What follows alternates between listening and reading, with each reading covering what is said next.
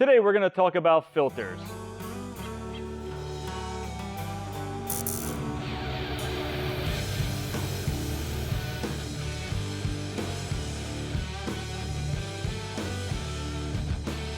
Filters. All right, Cheers. welcome back. Cheers.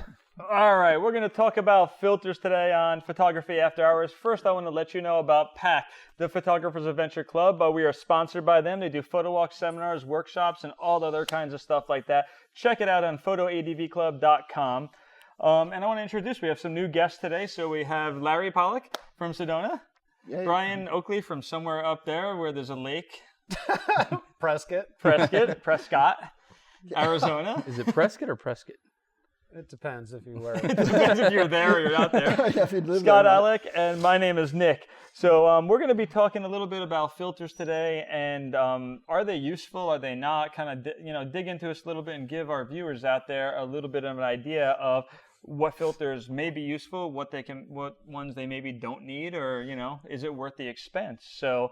The first one that we want to chat about was UV filters. So you go to any of these camera stores, they sell you a clear or UV filter. And is this something that you see as a worthwhile expense? So we'll start with the new guys over here. Oh, the new guys get put on the spot. All right, I like it. Well, I've got one here, and this is actually not a UV filter, but it looks like one. And I used to always get them because I was always worried about dropping my lenses and smacking those threads in the front and breaking things. And then I'm out there at some place like Monument Valley, and I'm worried about all that blowing sand and dust, beating on things. I know what my windshield of my car looks like, right? So I've since taken them off after about 3 years, and I don't use them anymore. If I'm in Death Valley, I might be tempted with all that blowing sand, but Sure. I just feel like that's sitting out there in the front. You've got this lens hood, and all of a sudden you move something in front of everything that they've got, like we were talking about coated lenses and things, and that something is sitting out there and can catch light, get flares and things, and just another thing to get in way of this glass that's already been perfected. So have you seen problems with that, or no, you just preventive maintenance? Just at certain times when I'm shooting closer to the sun, you get onto it and get flares real easily at times. And again, maybe I'm being a pixel, peeper, and I'm looking at things real closely, and I'm wondering if this is really helping me or a detriment. Maybe taking a little bit of sharpness out, especially if somebody doesn't buy a good quality one. Sure. So. Have you seen any problems with them? I haven't seen any problems per se. I mean, yes, you can have the flare. I have one in my bag, and I'll be honest, I use it strictly for protection from the lens.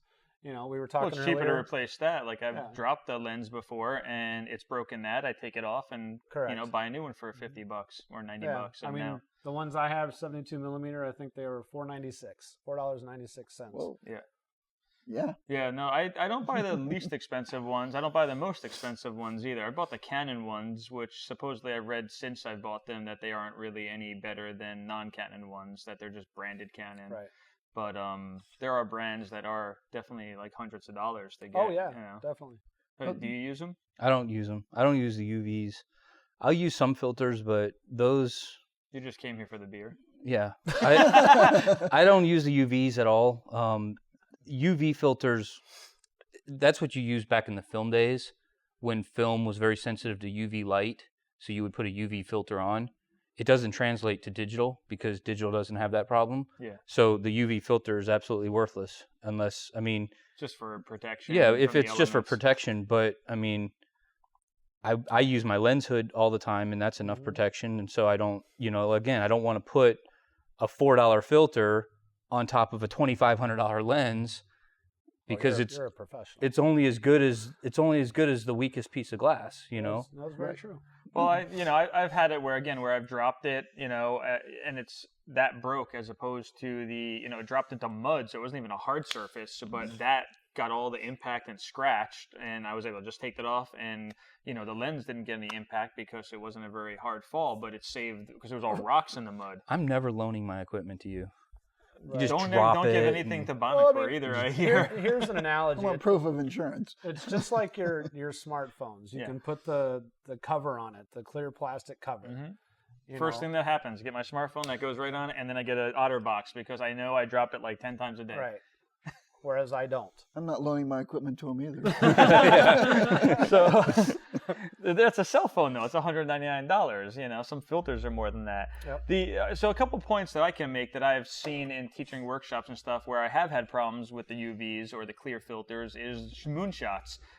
It'll reflect a little moon. So when you take the picture, you get like a moon and then get the detail of the moon right next to it. Right. And it's like, what's happening? And then someone told me once, like, take your filter off, and then it was fine. Yeah. So like what happens, it must reflect into the lens and reflect back out and reflect in again and get this refraction or something going on between two pieces of glass that you get all your detail of the moon and then the bright spot. Right. And it just looks weird. And I have had problems with sun flare or other kinds of flare, and you take it off and it's fine. Right. There's people out there, you know, for me, that if you forget to take something off, like when you're shooting the moon or you're doing specialty things, you know, that kind of moves on to this other filter here. I don't know if we can see there. This is the polarizing filter, and if you don't take it off, it can cause you problems. It's one thing if you're shooting water and you've got light coming from the side, but these only work at 90 degrees, but the light is coming in from angles. Sure. If you got light coming straight at you, it's not going to work as well. But what I made the mistake was being in Monument Valley. We had this beautiful sunset, and I was taking all these shots, and it was really helping with the clouds by me dialing it in. And then I went and did a panorama, and I forgot to take it off. And that came back to bite me when I went back home and I put those things together in Photoshop. I had all this blotchy sky all the way across. Because now I've changed the angle of the polarizer to it. So, you know, these can come back and bite you, as you say. So what's the reason for using a polarizer? What have you guys used them for? I only use them for like when it's a rainy day. That's a perfect time to bring out the polarizer filter. When you're shooting water, like if you want to shoot right into the water and take away that reflections off the top, you know, you can shoot right through. It's like what fishermen use. They use polarized glasses to see so you the can fish. see into the water. So you know it's and you dial. This has got a dial on it, so you can adjust how much. Right. I use it in jewelry and very shiny object. You know, I'm a product photographer by trade, and you put these with a polarizer on them, and you can sometimes knock back that really highlight that bright spot coming off of something. Another thing you can do is get polarizing gels and put them on your strobe lights, and between the two you can play with that and still have this good exposure on everything, so they can be used in a studio as well. So. Yeah, definitely water. You had mentioned earlier skies to get that blue sky. Right, enhance the color. And you have we to have be lakes careful. up in Prescott, so They do. They have a lake or two. You know, I've also had problems with dark skies. So if you go with too wide of a lens, they can actually mess up the sky corners in your pictures and make them almost black sometimes with different kinds of combinations. But rainbows, you can make rainbows pop. Yeah. Right. You can be like, oh, there's a faint rainbow, and then boom, and just make it totally pop out. Yeah. Well, you mentioned the wide angle lens, and I mean, you're right. I mean, I use an 18-200 lens on my camera almost all the time, and you're definitely going to see in the corners, and then it fades out, and then it comes back in. They'll post on our Facebook like, what happened to my picture? And it's like, you had a polarizer on it, didn't you? Right. How did you know that? So you want to crop it. Crop it out. Yeah, But, or just take it off if you don't need it. You know, if you're at 14 millimeter or something, pop it off and take the picture. Right. Yeah. So cool. Couple of different things we want. Do you want to say something more about that? I was looking over there at the leaf filters because it's something I invested in a couple of years ago, and I really like them because instead of having all your lenses always are different sizes, and all of a sudden you're buying all the different things to spin onto each lens. And they're with expensive sometimes. Yeah, they're very expensive. I like to buy good ones. The things I buy aren't $4, and maybe I'm buying too expensive. But Only my UV is $4. only you, okay. Only UV, but. These guys, you get this kind of a thing, and you get these adapter rings, as you got one in here, and you can just buy lots of these for all your lenses, and then you pop them on the same housing here. Those aren't even $4. No. They're not $4. And I went with Lee for something we were talking about earlier. I'll let you address it. Is colors, that give you a little patina on your pictures. But for me, these are great because I can drop. As you see, a little square filter. It goes in these slots. And something like a gradient filter, you can drop it in, darken the sky, and bring it right down near the top of the mountain or something where everything else is darker, and play with it. And I can stack them in here. This one's set up for 2. You can get as many as 3 in these things. So I hear you talking about all these different kinds of filters. What's the purpose of any filter, I guess is the question I have. Creativity. Yeah. Change the image, Well, enhance the image. Well, it depends on what you're doing. If you're using like the neutral density filters, like you would use like a neutral density grad, or so that you can improve your dynamic range, because the sky is always going to be about 2 stops brighter than your foreground. So you would use a 2-stop ND to knock the sky down. Yeah.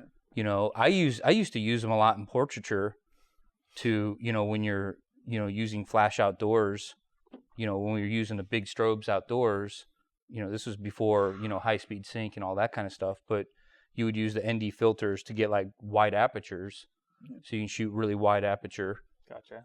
And they come in handy. You know, I spend a lot of time around the lakes in Prescott, but you know, longer exposure. They have lakes during up the Then day. you're Prescott. No, Prescott. But you know, you see these images out there, and there's some great ones actually recently posted on Facebook or on Pack of the long exposures that gives the soft water look during the daytime. Yep. They're using the ND filters. What is Yeah, that? exactly. Like when we go down to Havasupai and stuff, and we Right. take a picture of the waterfall just to Yep. get that wispy water look. So Right. that's what this comes in handy for. This one's a 10-stop filter. Yeah. So you can knock it down and get that much longer of an exposure during bright sunny day. Yeah, that's just like a very dark pair of sunglasses on. You can't there. even focus through it. These You have are- to focus, turn your focus off, and then put it on. Yeah. These are great for travel because they are so dark, the 10-stop, and actually you can even double them up. And I've got a 6-stop and a 10-stop, but they're great for travel because you go to these touristy places, you know, you go to the Taj Mahal or you go to the Great Wall or you go anywhere and there's like thousands of tourists. You can just put one of these on and do like a 10-minute exposure, and unless someone all the just sits people, there. as long as the people are moving and there's constant movement, the people will just disappear. So you get like these shots magic. of like the Taj Mahal and there's not a single person in it, and people wonder how you got that shot. Amazing. Yeah, I met a woman who had taken a picture of Machu Picchu, and she spent months editing people out of it. And she could have done this with this and not have all that time. She did it perfectly, Yeah, you but it was could. a lot of work. I've seen a huge one that Bay Photo has where everyone's out of it because I believe like a long exposure like that, or like the Bean up in Chicago. That's a great idea for that, to bring that next time, because there's always people there. It's like, you know, it's just littered with people. But the only people that are going to stay are the ones that just don't move. So if Right. there's some lady like knitting on the bench, Right. she's going to be there. Everyone Right. else is going to be Right. gone. Well, the other thing that's nice about these filters is that you were talking about earlier, you don't have to put that mount here onto the camera. You can literally hold it up Yeah. in front of it. Yeah. And you can't really do that with this because it fits exactly on the space. And that's how I prefer. I don't like to screw in these threads on. You know, you don't know how many people I've seen that have cross-threaded their filters onto their cameras, and then At they get least 3. stuck, Yep. and then they can't get them off. Yep. And Or Or and- drop their lens. yeah, and then they booger up the thread so bad you can't put anything else on there afterwards. That's So one of the reasons to buy good quality ones. There's plastic stuff out there and there's cheap stuff. A lot of this is brass, and I've had no problem with it, but I'm very careful when I start Yeah. them, and they just go on beautifully if they're good quality. Yeah. but yeah, I like to hold them, especially like the grads, Yeah. because You're you can more control. feather, because where that gradation is, you can actually feather it during a long exposure, and you can really control the amount of Correct. graduation you get. Kind of So like Lightroom.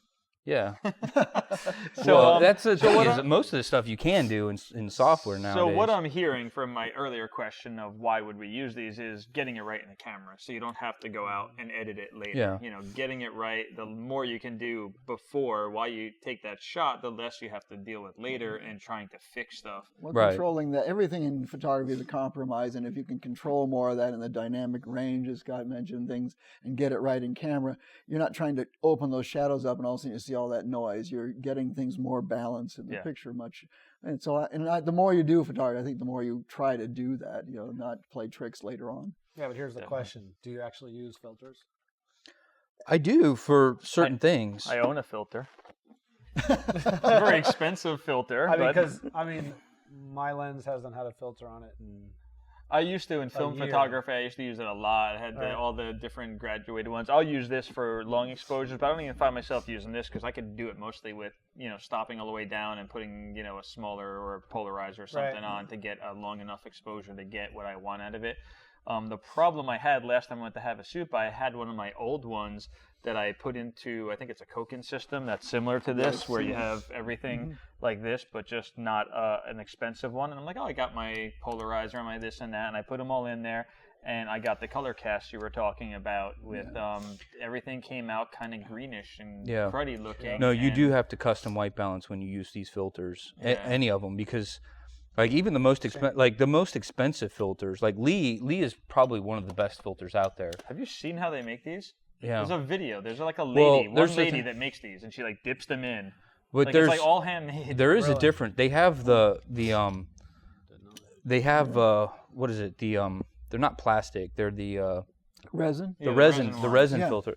But then they have the glass. Now the glass is a much better quality. It and breaks instantly as soon as you drop it. Then well, it's not like it will bounce. break and it will scratch. Well, the resin ones will scratch too. Yeah. But and I've broken the resin ones too. But the glass ones do have a little less color cast to them. But they all have. I don't care how. I mean, even the most expensive, Yeah. like Stingrays and Yeah, those the are expensive. B and Ws. I mean, all of them. Like they're really. They all have a color cast to them. Right. So you have to white balance them out, and you have to custom white balance all the Yeah, filters because out. I did see that problem with the color cast on mine. So thumbs up for filters, thumbs down. For I some- think So- it's Personally, a very specific need. Otherwise, I don't use them. it's one of those things that it has a specific need Sure. and a specific Exactly. use. I'm and a that's what- very specific. The ND grads I like Polarizers, the big stopper for I need to really get a new blocking things polarizer. out for long exposures and things. But other than that, no, I've taken them all off. Yeah, I need to get a new polarizer, I think, because I kind of missed it. I want to get one that fits in here. Is generally what I do is put one. I don't get the circular ones anymore. I used to, but again, you can't fit on every lens then. Right.